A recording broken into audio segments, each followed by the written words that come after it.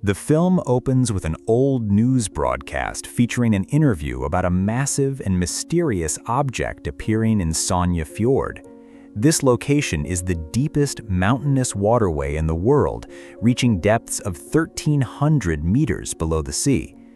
During this phenomenon, a 10-year-old boy claims to have seen a colossal figure of immense proportions. In response, the local government dispatches the Navy to sweep the area. They attempt to determine if the object is a submarine threat or something far more terrifying. However, after months of searching, no concrete evidence of the giant creature is ever found. The scene then shifts to the present day in Sonja Fjord, where tourists are seen enjoying themselves while skiing. Unbeknownst to them, a giant creature is swimming directly beneath the surface. As they move across the water, a massive whirlpool suddenly forms.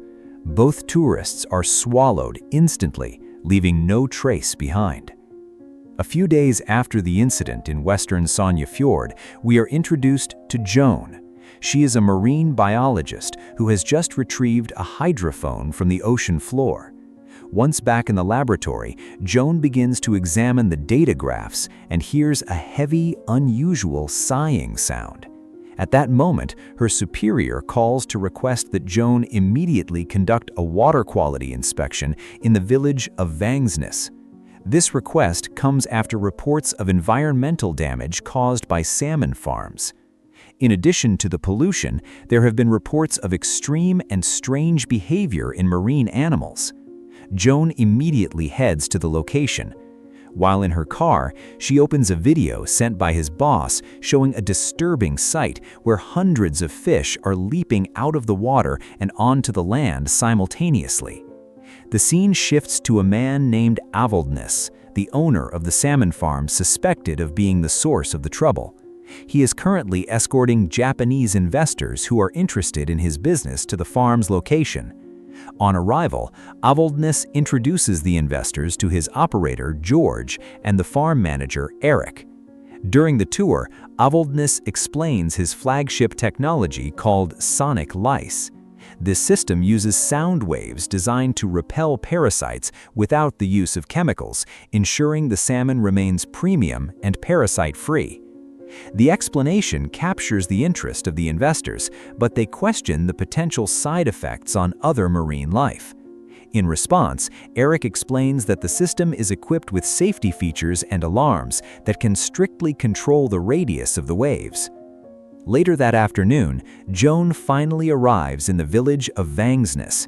She meets Henry, a local police officer who is also the wife of Avoldnes. Also present is Avoldnes's daughter, Maria, who was the first person to record the phenomenon of fish jumping onto the shore.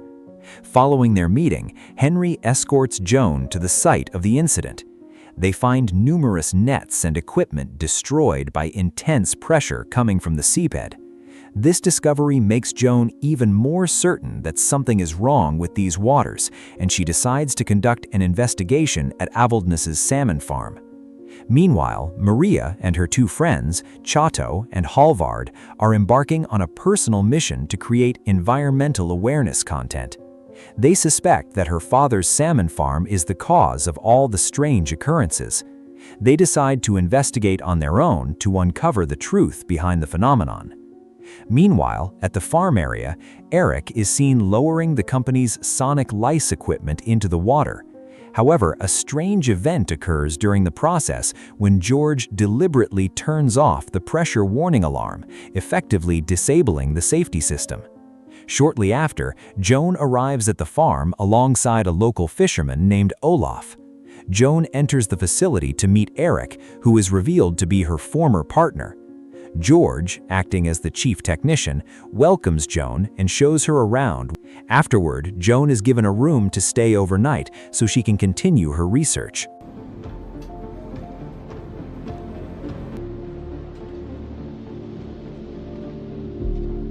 The next morning, Joan conducts another check with her hydrophone, with Eric by her side.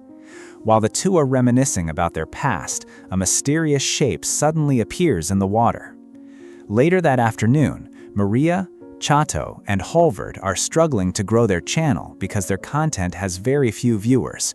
This gives Maria an idea to use Joan's expertise to help uncover the truth behind her father's salmon farm. On the following day, Joan visits Henri's house to meet Maria.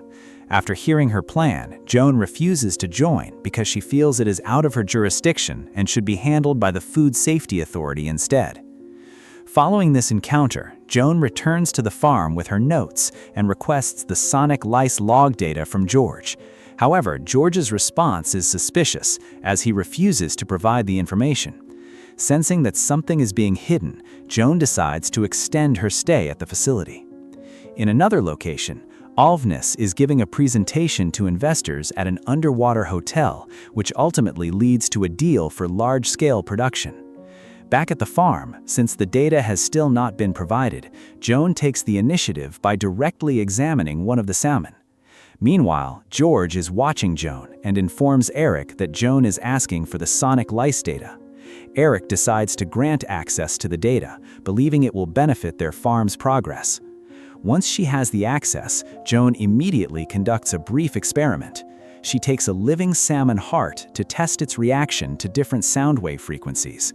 At a normal frequency, everything appears fine. However, when she raises the sound to the maximum level, the heart instantly explodes. This confirms that the technology has a serious physical impact. Shortly after, one of the sonic lice devices suffers a sudden impact. George orders Eric to lift the device and inspect it. When Eric and Joan examine the device together, it initially looks like minor technical damage. However, when they look at the bottom, they discover a strange creature resembling a giant louse clinging to the inside.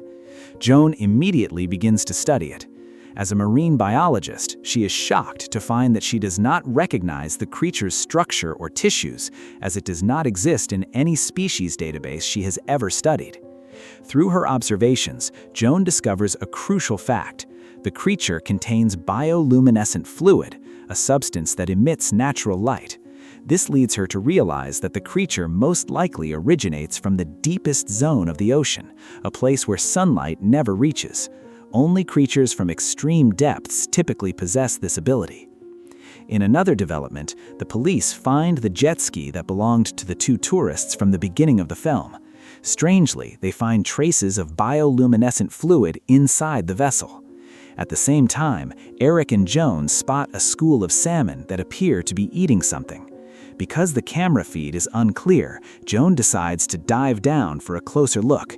Once underwater, she is horrified to find that the salmon are feeding on a human hand, specifically belonging to one of the missing tourists. They immediately call Henri to examine the remains. Joan points out that the victim's body is covered in a large amount of bioluminescent fluid, indicating that the predator that killed them must be massive. After the investigation, Henri returns home. She is greeted by Alvness, who excitedly shares the news that his project is officially a go and that they are about to become very wealthy. The next morning, the atmosphere at the bay appears normal, as tourists enjoy kayaking. However, their joy instantly turns to a nightmare when something suddenly attacks one of them, followed by the appearance of giant tentacles that strike everyone in the water. At the same time, Joan receives an alarm from the device she installed. She heads out with Olaf to retrieve it. While they're on the boat, Olaf shares a childhood experience about a giant creature that once emerged from the fog. It is revealed that Olaf is the boy from the old news footage at the beginning of the film who witnessed the legendary monster.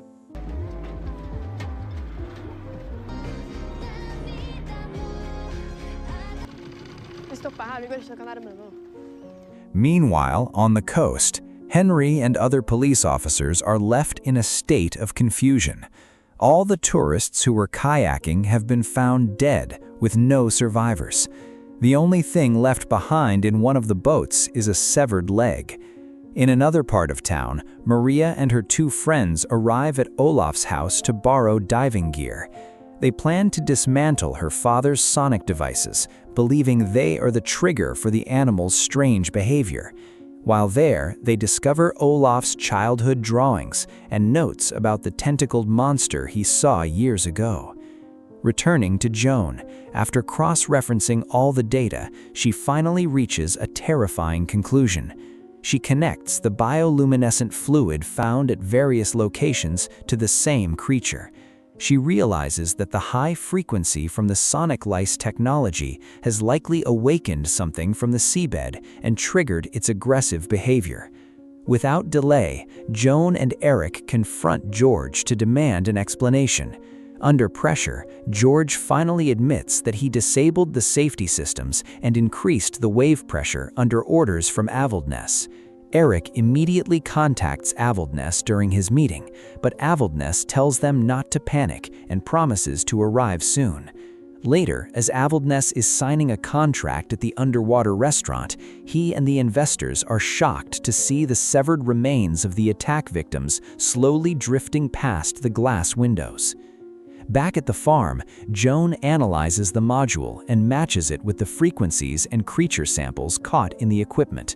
She finally finds concrete proof that the device does more than just repel lice. The frequency causes immense pain to creatures living in the deep sea, forcing them to flee toward the surface in a state of agony.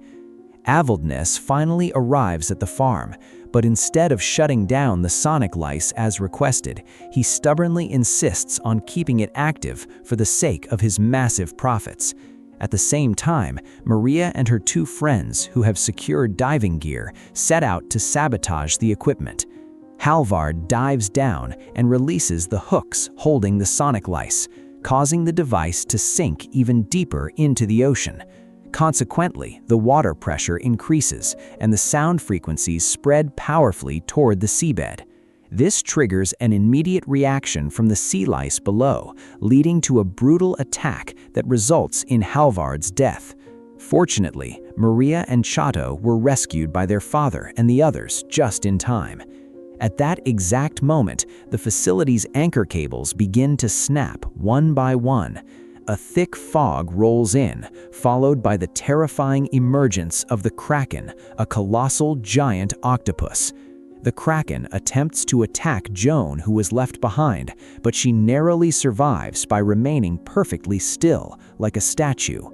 Joan eventually reunites with the others inside the cabin. However, the situation worsens as smaller deep-sea creatures, the Kraken's parasite, shaped like horseshoe crabs, begin to swarm the facility. One of the lice manages to enter the cabin, but Maria manages to kill it by stomping on it.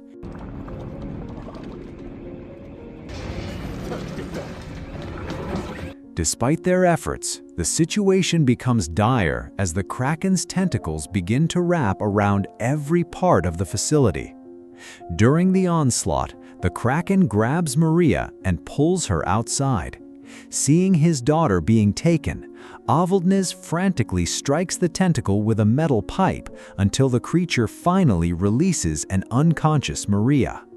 Meanwhile, Joan tries to escape the pursuing tentacles by crawling through the air vents.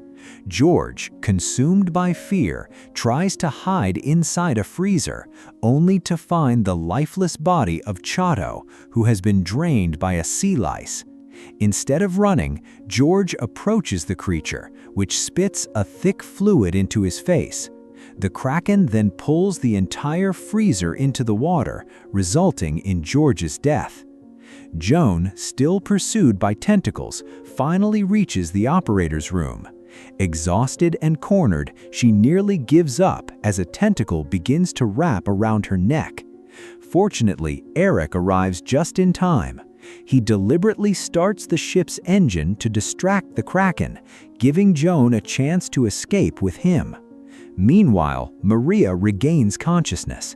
As Avildnes tries to reach her, they are both attacked by the Kraken's tentacles and forced to jump into the water. Unfortunately, as they try to swim back to the facility, Avildnes is caught and ultimately devoured by the Kraken. Eric and Joan finally arrive at the operator room. There, Joan discovers a way to stop the Kraken's rampage by sabotaging the frequency system. Once the deep-sea sonic frequency is deactivated, the Kraken finally begins to calm down. At that moment, Joan spots Maria starting to drown in the water below. She immediately dives in to save her. After Maria is safely pulled out, Eric fires a flare gun to call for help. In the glow of the flare, the three of them witness just how massive the Kraken truly is. Realizing the creature will remain a danger to everyone in the future, Joan comes up with a plan. She and Eric construct a device that converts electrical energy into an ultra-high sound wave, designed to give the Kraken a neural shock and force it back to the depths. During this process, a Kraken louse tries to attack Maria, but Henri arrives just in time and shoots the creature.